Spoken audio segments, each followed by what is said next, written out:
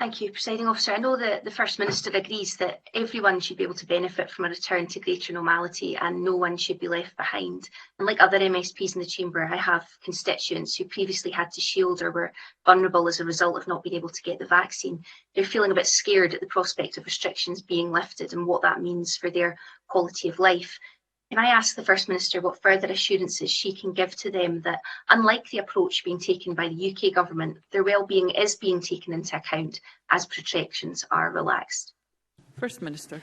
Well, further to my last answer, let me just give an assurance again that we are considering, have considered and will continue to consider people at the highest clinical risk in every strand of the phased approach we're taking to managing this pandemic. There are a number of practical ways in which we give life to that. So people at highest risk obviously continue to be prioritised for vaccination. Our testing programme continues to support the effective management of COVID.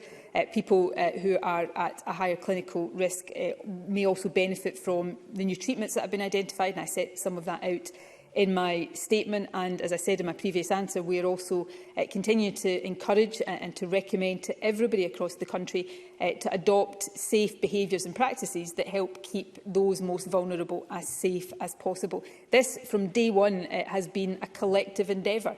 We've all had to look out for each other and look after each other, and even as we go into hopefully calmer waters of this pandemic, that remains the case. And I would urge everybody, however frustrated you may be about wearing a face covering or having to isolate when you test positive, to continue to do these things because they are about the protection of those who are most vulnerable in our society. That concludes the First Minister's statement. Covid-19 update. There will be a brief pause before we move on to the next item of business.